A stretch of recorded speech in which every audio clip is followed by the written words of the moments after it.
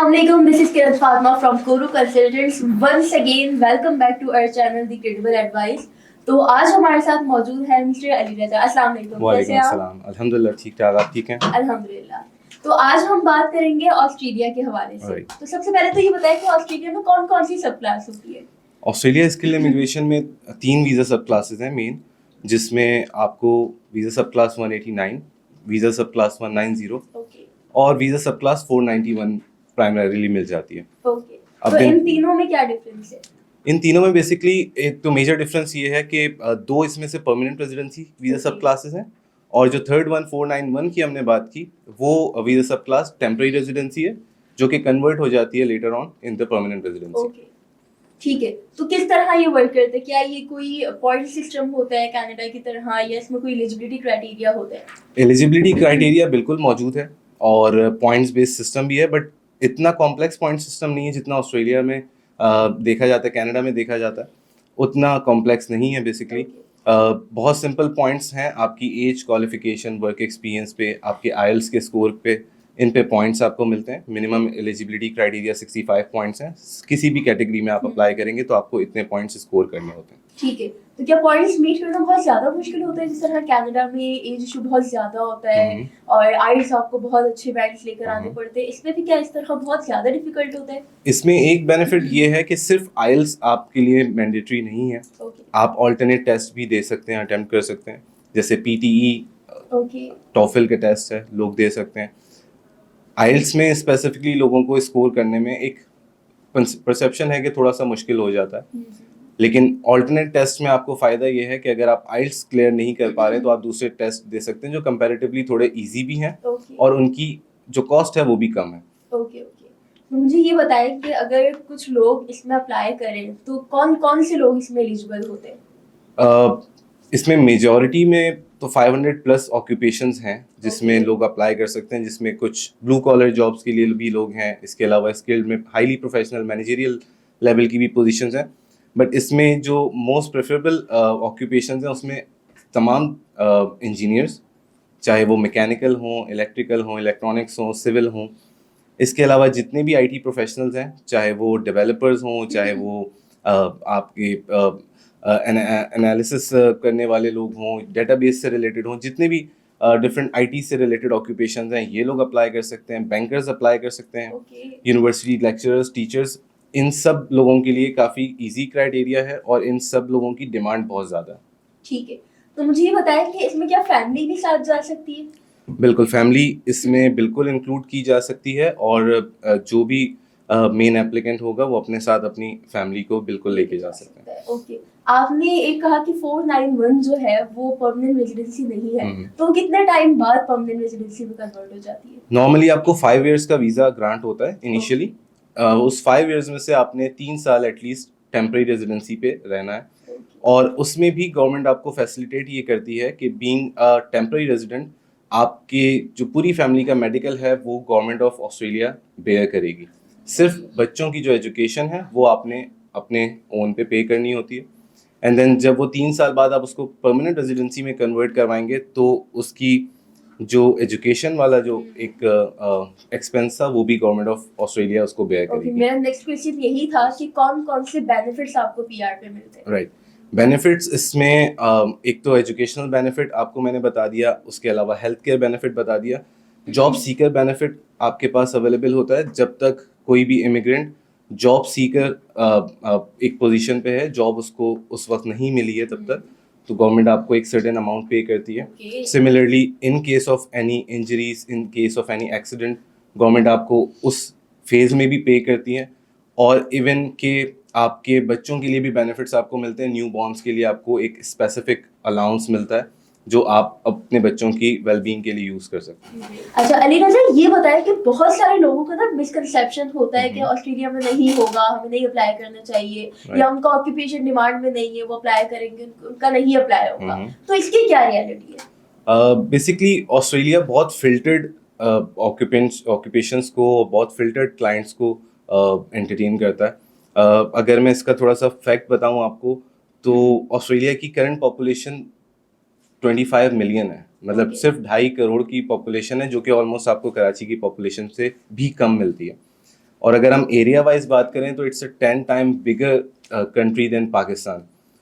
तो उनके पास अभी स्पेस बहुत है, एक्सपेंड करने के लिए बहुत है, इंडस्ट्रीज़ बहुत हैं, लेकिन वो क्योंकि बहुत लिमिटेड लोगों को जो है वो चांस देते हैं, तो इसलिए लोगों में एक मिसकंसेप्शन है कि शायद अप्लाई करना बहुत मुश्किल है। ऑल्दो जितनी भी फर्स्ट वर्ल्ड कंट्रीज़ हैं उसमें शायद सबसे ब्लैक एंड वाइट और क्रिस्टल क्लियर जो इमिग्रेशन प्रोसेस है वो ऑस्ट्रेलिया लीड करता है, जिसमें आपको डे वन से पता है कि आपके पॉइंट्स कितने बन रहे हैं, डे वन से आपको डॉक्यूमेंट्स की रिक्वायरमेंट पता है, डे वन से आपको आपकी एलिजिबिलिटी पता है, डे वन से आपको ये पता है कि आपका ऑक्यूपेशन वहाँ इन डिमांड है या नहीं। तो ईच एंड एवरीथिंग उनकी वेबसाइट्स के ऊपर बहुत क्रिस्टल क्लियर मेंशन होती है। एज अ कंसल्टेंट हमारा काम ये है हम क्लाइंट को एक राइट पाथवे बताएं। क्लाइंट्स गलती यहाँ पे करते हैं कि वो रिक्वायरमेंट्स को सही इंटरप्रेट नहीं कर पाते, जिसकी वजह से स्किल असेसमेंट खुद से अटेम्प्ट करते हैं, और उस वजह से क्योंकि डॉक्यूमेंट्स उन्होंने नहीं, उनको इतना आइडिया होता है कि हमने किस तरीके से डॉक्यूमेंट्स को प्रोवाइड करना है, हमें इसमें जॉब डिस्क्रिप्शंस क्या लिखवानी है, इसके दूसरे जो सपोर्टिंग एविडेंसेस हैं वो क्या देने हैं। इस वजह से बहुत से क्लाइंट्स हमारे पास आते हैं कि हमने सर अटेम्प्ट किया था, स्किल असेसमेंट हमारा नेगेटिव आ गया, अब आप काइंडली इसको। अच्छा, अब मुझे ये बताएं कि स्किल असेसमेंट के लिए कितनी बॉडीज होती है?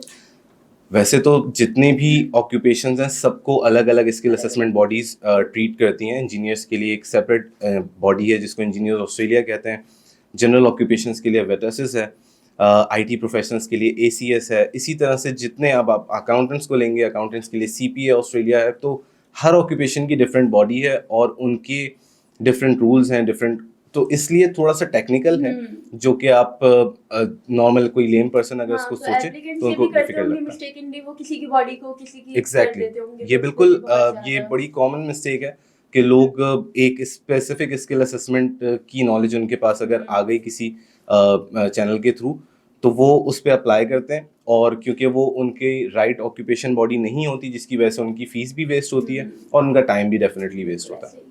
अच्छा, मुझे ये बताएं, स्किल असेसमेंट अगर आपकी नेगेटिव आ जाती है तो फिर फर्दर प्रोसेस क्या होगा? फर्दर इसमें एक अच्छी चीज़ ये है कि आप किसी भी वक्त दोबारा अप्लाई कर सकते हैं अपनी चीज़ों को करेक्ट करके, और इसी के लिए हम ऑब्वियसली क्लाइंट्स को फैसिलिटेट करते हैं कि अगर कोशिश तो हमारी ये होती है कि क्लाइंट डे वन से कंसल्टेंट को हायर करे ताकि प्रोफेशनल सर्विस ली जा सके, लेकिन अगर इन एनी केस क्लाइंट ने खुद से अटेम्प्ट किया और उनके पास नेगेटिव स्किल असेसमेंट आ गई है, तो वो उसमें ये कर सकते हैं कि हमसे कांटेक्ट करें, हम उनका right assessing authority find out करके उनकी जो रिक्वायरमेंट्स हैं वो फाइंड आउट करके उनको अप्लाई करवाएंगे, और देन वो इजीली जो है वो दोबारा पॉजिटिव स्किल असेसमेंट ले सकते हैं। तो अब मुझे ये बताएं, क्या क्या मिस्टेक्स ऐसी हैं जिससे आपकी स्किल असेसमेंट नेगेटिव हो सकती है?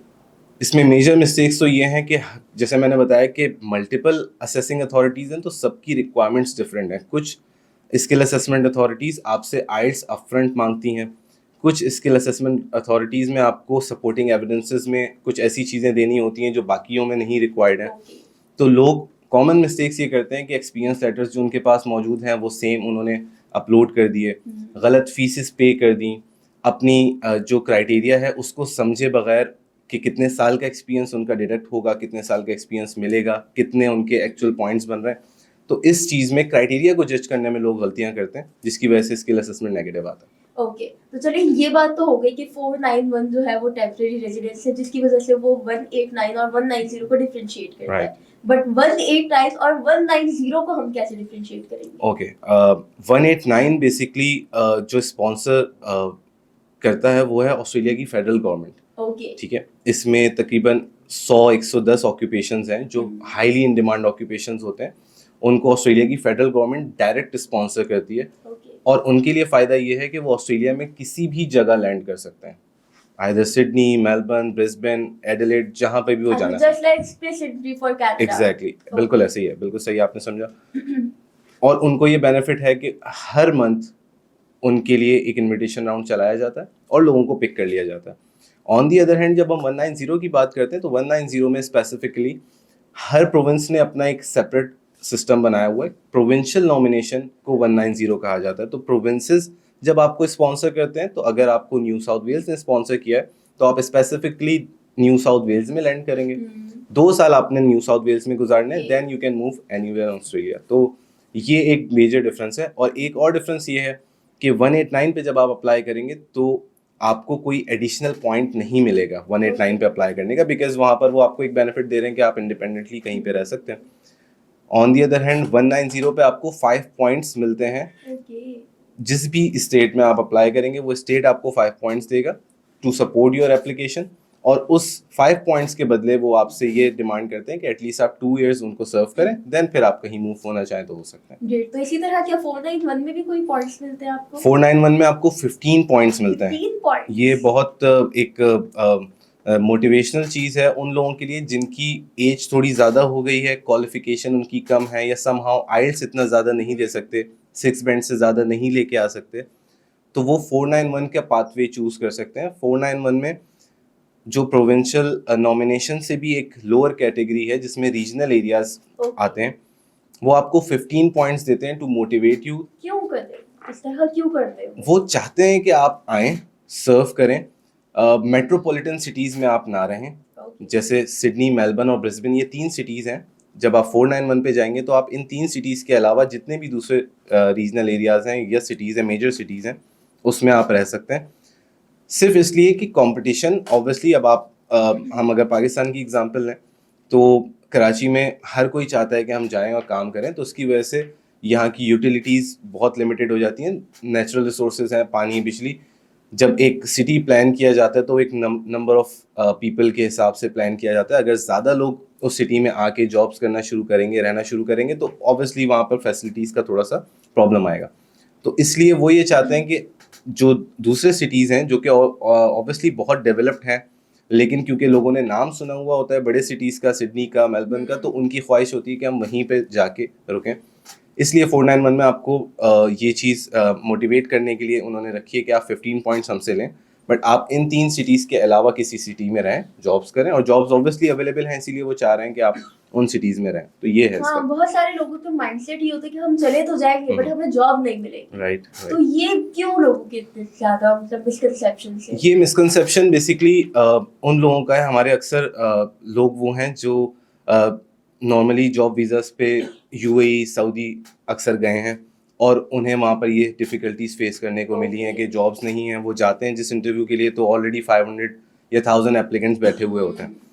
अब ऑस्ट्रेलिया जैसा कंट्री जिसमें मैंने आपको ऑलरेडी बताया कि सिर्फ 2.5 करोड़ की पॉपुलेशन है और वो वास्ट इतना है कि पाकिस्तान से 8 गुना 10 गुना बड़ा है इन टर्म्स ऑफ एरिया। तो जब आप जॉब के लिए वहाँ पर जाते हैं तो आपके पास कंपटीशन ऑटोमेटिकली कम हो जाता है। ओके।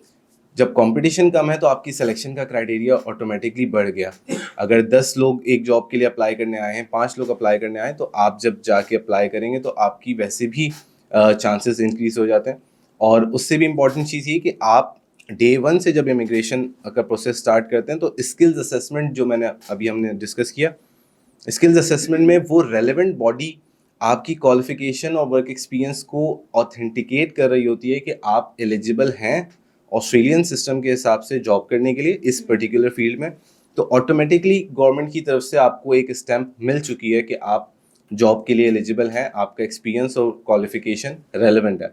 तो जब आप एम्प्लॉयर के पास जाएंगे तो वो डेफिनेटली आपको बहुत ज़्यादा ग्रिल ना करने के बजाय आपको वो हायर करेंगे because they need people. Okay, great. तो आई थिंक बहुत अच्छी अपॉर्चुनिटी है उन लोगों के लिए जो कि यूएस अभी मूव करना चाह रहे हैं। अगर अभी हम सक्सेस रेट की बात करें तो ऑस्ट्रेलिया का सक्सेस रेट कितना ज़्यादा जा रहा है? सक्सेस रेट इसमें एक बहुत अच्छी चीज़ ये है कि क्योंकि डे 1 से आपको सारी ही रिक्वायरमेंट्स का पता है, कोई चीज़ ग्रे एरिया नहीं है, सारी चीज़ें ब्लैक एंड वाइट में है, या तो है या नहीं है। आपको डे 1 से सारी चीज़ों का आइडिया होता है। तो अल्हम्दुलिल्लाह हमने अभी तक जितने स्किल असेसमेंट्स किए हैं उसमें 100% रेशो है सक्सेस का। ओके। अब इसमें जो लोग ये समझते हैं कि 100% का मतलब है कि डन बेसिस, तो ये डन बेसिस इस लिहाज से नहीं। स्किल असेसमेंट आपकी पॉजिटिव आने के बाद 2 स्टेप्स और हैं जिसमें आपको एक स्टेट नॉमिनेशन और देन उसके बाद वीज़ा एप्लीकेशन। तो उन 2 स्टेप्स में आपको टाइम ड्यूरेशन वाइज थोड़ा सा वेट करना पड़ सकता है क्योंकि स्टेट्स जब ओपन होंगी तब आप अप्लाई करेंगे, जब स्टेट अगर क्लोज है तो आप वेट करेंगे। आपका स्किल असेसमेंट 3 साल के लिए वैलिड होता है, तो आपके पास एक लॉन्गर ड्यूरेशन है जिसमें आप वेट कर सकते हैं। साल में 2 से 3 बार स्टेट्स अपनी पॉलिसीज़ को रिवाइज करती हैं और लोगों के लिए ऑक्यूपेशंस के लिए इन्विटेशंस ओपन करती हैं। तो इसलिए आपको सक्सेस रेशो इसमें हमेशा ज़्यादा मिलेगा, मोर देन 95% हमेशा मिलेगा। सिर्फ ये हो सकता है कि आपका अगर case in a time period of 1 year नहीं हो पा रहा तो शायद 1.5 ईयर्स में हो जाए। सिर्फ इस चीज़ में क्लाइंट्स को थोड़ा सा वेट करना पड़ सकता है। अच्छा, अब मुझे ये बताया, हमने 3 वीजा सब क्लास डिस्कस किए, तो yes. इन तीनों की प्रोसेसिंग टाइम क्या है, ड्यूरेशन कितना Right. हमें रिक्वायर्ड होता है? तीनों ही वीजा सब क्लासेस में ऑलमोस्ट आपको आइडियल जो टाइम है वो 1 ईयर टू 1.5 ईयर्स है। Okay. ठीक है, जिसमें आपका जो फर्स्ट स्टेप है स्किल्स असेसमेंट वो 3.5 मंथ में कंप्लीट हो जाता है। ठीक है। सेकंड स्टेप में जैसे मैंने आपको बताया कि हमें वेट करना पड़ता है स्टेट्स के लिए कि वो ओपन हो और हमें इनविटेशन दें, उसमें आप 6 मंथ्स ऑलमोस्ट एक आइडियल टाइम फ्रेम रखें। और लास्ट स्टेज जो वीज़ा एप्लीकेशन का है उसमें आप अगेन 6 मंथ्स का एक टाइम ड्यूरेशन रखें, जो कि वेरी करता है डेफिनेटली। और एक और अच्छी चीज़ मैं अपने देखने वालों के लिए बता दूं कि ऑस्ट्रेलिया में आपको जब वीज़ा प्रोवाइड किया जाता है तो उसके लिए आपको कोई इंटरव्यू नहीं देना है, आपको किसी एम्बेसी में नहीं जाना है, आपने किसी काउंसलेट में नहीं जाना है, अपना पासपोर्ट सबमिट नहीं करना है, आपके पास इलेक्ट्रॉनिक वीज़ा आता है अच्छा। Without any interview. और बैंक स्टेटमेंट की जो लोग अक्सर परेशान होते हैं कि हमें कितना बैंक स्टेटमेंट इस दौरान मेंटेन करना पड़ेगा, तो वो भी ऑस्ट्रेलिया के केस में बिल्कुल नल एंड वॉइड है। आपको कोई बैंक स्टेटमेंट मेंटेन नहीं करना होता। आपके पास बैंक अकाउंट में कितना अमाउंट है, कितना नहीं है, कितना आप यहाँ से लेके जाएंगे ट्रैवल करते वक्त, उस सब चीज़ों से ऑस्ट्रेलिया के वीज़ा पे कोई फ़र्क नहीं पड़ता। आपके अकाउंट में पैसे हों या ना हो, वो आपके केस को वीक या स्ट्रांग नहीं बनाते। आई थिंक ये बहुत स्ट्रॉन्ग पॉइंट है, Exactly. क्योंकि बहुत सारे लोग ना इंटरव्यू से घबरा रहे होते Yes, हैं, that's उन्हें right. बहुत ज्यादा कंफ्यूजन होती है कि हम किस तरह इंटरव्यू देंगे, इंटरव्यू में हमें रिजेक्ट कर बिल्कुल, दिया बिल्कुल। जाएगा। तो ये बहुत स्ट्रॉन्ग पॉइंट है कि आपको स्टेट नॉमिनेशन मिल गई, उसके बाद आपको किसी के सामने इंटरव्यू नहीं देना। एग्जैक्टली। तो ये बहुत स्ट्रॉन्ग पॉइंट है। Right, right. तो आई थिंक काफी हमने डिटेल इसको डिस्कस कर Exactly. लिया है, बट इसके बाद भी अगर उन्हें कोई कंफ्यूजन वगैरह होती है हमारे व्यूअर्स को, तो वो डिस्क्रिप्शन में नंबर मेंशन है, बिल्कुल। वो उस पर कांटेक्ट करके अपनी फर्दर असेसमेंट कर सकते हैं। Thank you so much Thank you so अलीरज़ा much. For your time. Thank you for having me.